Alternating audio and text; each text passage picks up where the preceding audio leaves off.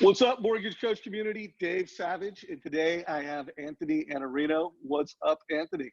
I wish I had a cool last name like Savage. How cool is that? It's pretty damn cool. He is a savage. There's no doubt about it. The real Savage. And my son's name is Jack Savage.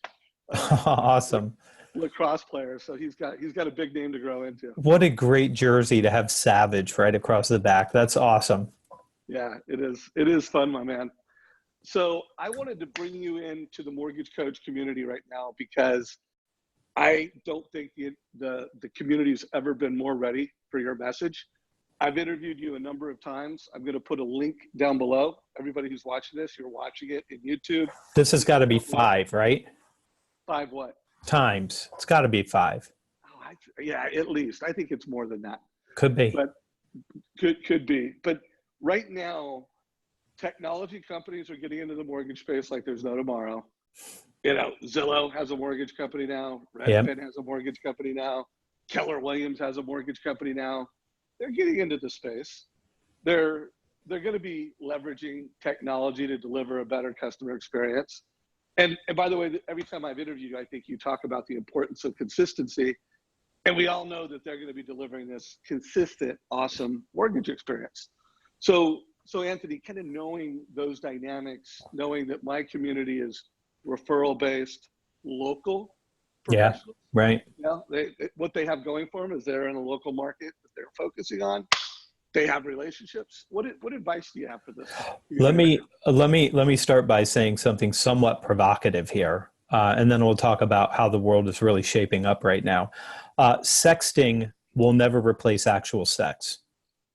That's my primary premise right now. Sexting will not replace actual sex. So I know that the device, I know that this device is ruling everybody's world. I know it's got everyone's attention. It is the small screen of infinite distractions. You can order things, you can read things, you can communicate with people all on this device. I know we're now communicating over Zoom, you and I, which is amazing. The technology is important. There's no doubt about it. But the long arc of human history is driven by relationships between individual people and groups. So we're still human. We're going to be human for a long time. The singularity is coming. I know that. We're going to morph into robots at some point in time, just not right now. So for right now, the human interaction matters. And I want to describe this to you in the way of looking at business models. There's 2 models left. And the first one is super transactional. That is Amazon.com. That is everything that you're seeing being delivered over technology and now including mortgages. And on this phone, this very phone, I have an app called Amazon Prime Now. So if you haven't seen Prime Now is, I hate Amazon.com and I am deeply in love with them because whatever I want, I can have delivered right now. You cannot out-transact a transactional company. You can't out-transact them. If getting rid of friction and buying without having to talk to a human being, where that makes sense, you can't do better than they are. You can't. So yesterday I needed things at my office. So I had legal pads and Pilot G2 gel pens delivered. I had K-cups delivered. I had all these things because those things aren't really important. I just need them. But it's not a complex decision. It's not a lot of money. It's not going to change my life if I make a mistake. I can't be taken advantage of very easily in a situation like this because it's legal pads. There's nothing to that. So super transactional means I'm going to let technology do the heavy lifting and try to get friction out of the way. Important. The other way that the model is working, the opposite direction, is super relational. And this is I know you. I care about you. We have intimacy. I understand your challenges. I have deep insights. I can share with you the areas where people make mistakes, and I can help guide your thinking around something that's important to you. And of all of the money that someone's going to borrow, unless they buy a business, the mortgage is the largest loan this person will take out in their entire life, and they're going to have concerns about taking out a loan for hundreds of thousands of dollars, maybe millions of dollars. Where that is true, there's an opportunity. So when people say, I'm going to let technology do all of the work here, what they're saying is that I can't create greater value than the transactional part. Whenever a group of people believes that, you have an opportunity and you have an advantage. Because where you say they're hard to get a hold of because they believe they're going to live behind this screen, I'm going to sit down across from you and we're going to look at these numbers together. And maybe we're going to use an app like Mortgage Coach where we put numbers up on the screen and we do scenarios and we talk it through, and you get the best advice available to you from a subject matter expert in that particular world.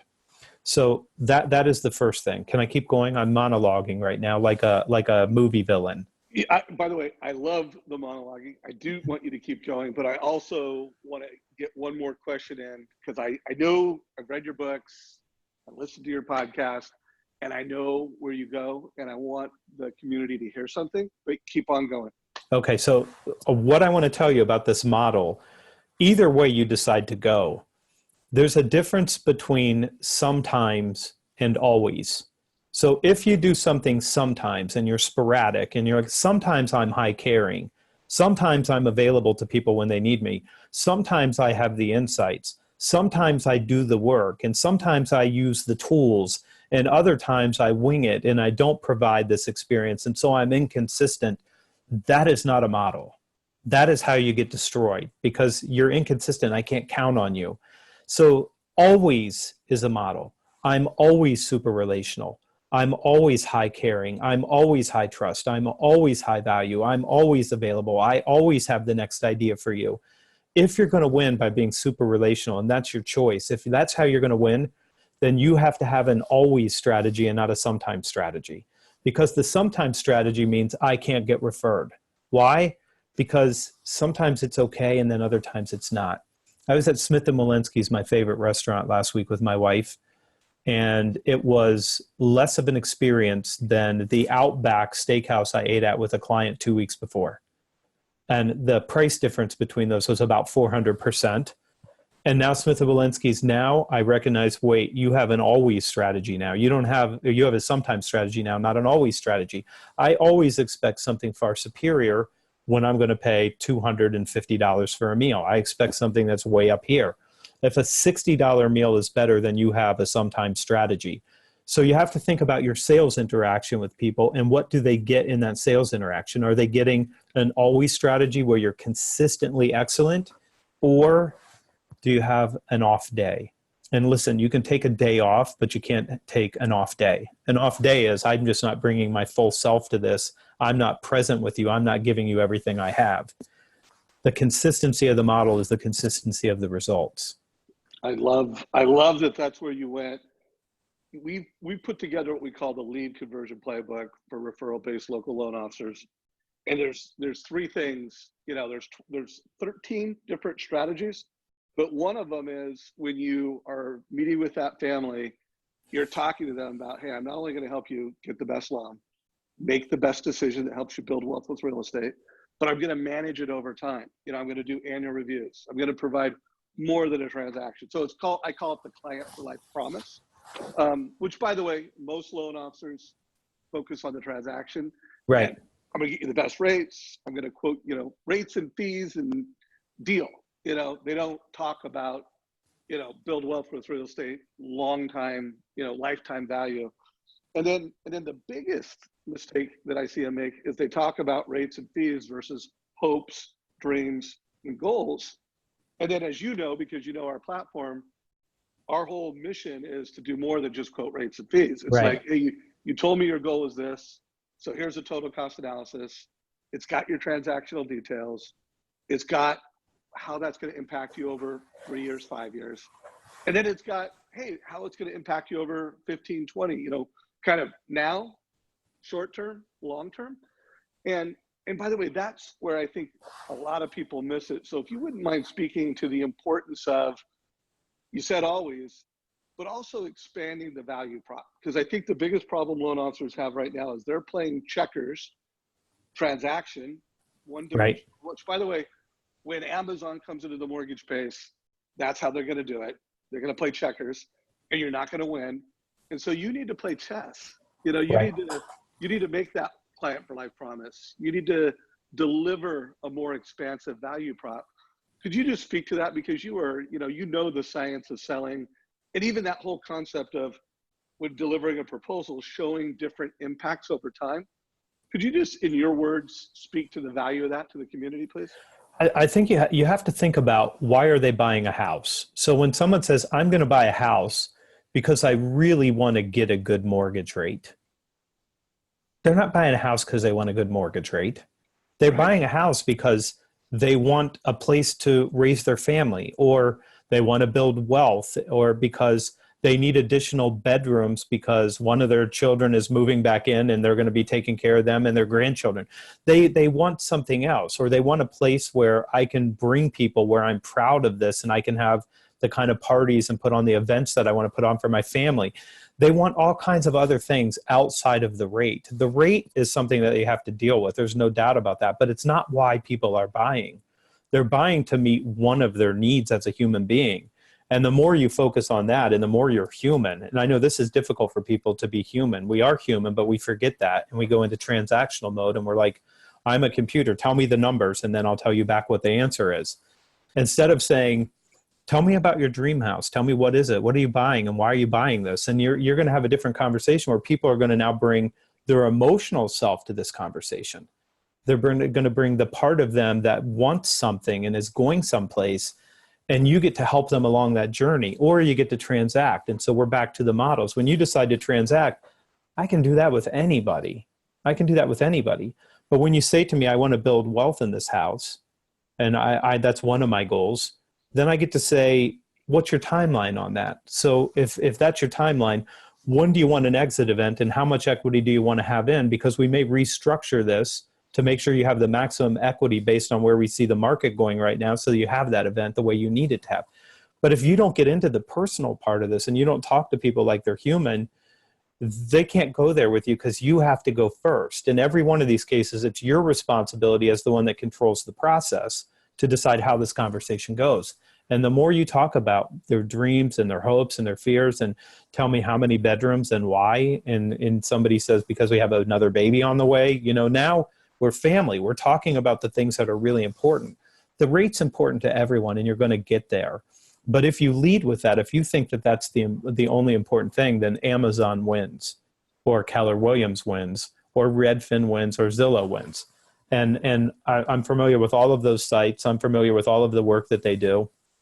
I've got 25 houses bookmarked on Zillow right now, Right. and I've got all my kids in college right now, and I'm thinking, like, I don't have to live in this house anymore. It's changing for me. And if you know that about me, then you're like, well, hey, tell me what you're looking for. We can help you. But I know that there's a calculator there to tell me what my mortgage payment's going to be.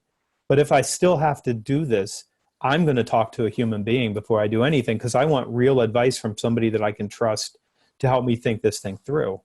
And I'm complicated. Like right now, I'm like, do I need a big house? I don't think so. Can I rent a bunch of places, or can I have multiple houses in multiple cities? Because my wife wants a place at the beach and I want a place in New York City. So we have a definite conflict. And that's what you would pull out of me in a conversation. Like, okay, so why don't you do what you want? Because I've been married for 23 years today. Today, while we're recording, this is my anniversary. And not getting my way is one of the ways that I've stayed married for 23 years. I know the feeling, my friend. So mortgage coach community, hopefully the takeaway from this interview is consistency matters. If you want to win the mortgage game, transaction is not the way to do it. And trust me, like, listen to your value prop. Go back and think about what you're saying and how you're saying it. And when you ask someone the hopes and dreams, are you delivering a total cost analysis or something like that, so that you're actually executing, you're actually giving advice based off that family's hopes and dreams. And by the way, technology matters. You need to deliver it in a way that they can consume it on whatever device they're doing life on, and if they have to go put in a password and figure it out, no, they just click a link and boom, they consume your content. And by the way, add a video to it. So Anthony, from my perspective, I started watching you and reading your stuff. I don't know, it's been years. And to me, you were like the up and coming sales guru. You were like, you had a niche, the way you delivered value and the way you talked, you were the up and coming guy. And today, I think you might be the number one sales author, leader, speaker in the country. So for anybody that wants to connect with you, I mean, tell them about your podcast, tell them Sure. about your newest book, tell the mortgage industry how they can hire you as a speaker, because I'm just a big fan. I mean, the way we became friends and the way I got you to interview is I listened to your blogs and I was a fan. By the way, I'm still a fan. You've been reading the newsletter and the blog for a long time. I mean, I think our relationship goes back 7-8 years, maybe. It does. It's been a long time. Yeah. So the best place to find me is thesalesblog.com. That's the easiest place to find me. The podcast is harder to find, but if you go out to iTunes or Stitcher, it's called In the Arena, which people think is kind of like a play on Iannarino, but it's not. It's actually the Teddy Roosevelt speech about the man in the arena with dust on his face. And I just like that. If you haven't read it, it's worth going out and just searching In the Arena by Teddy Roosevelt. It's just great. It's about my all-time favorite. Yeah, it's great. So that's why I named that. Book number 3 in 3 years, Eat Their Lunch, Winning Customers Away from Your Competition, will be released November 6th. So that's a big deal. 3 books, 3 years. And also you can find me at youtube.com/Iannarino. So that's all the places where you can find me. Good stuff. And if someone wanted to hire you to speak at a sales rally, how would they reach out to you? Just through one of those channels? The salesblog.com's got a contact page with all my contact information, but I'll tell you where most people are coming in and asking me to speak is LinkedIn.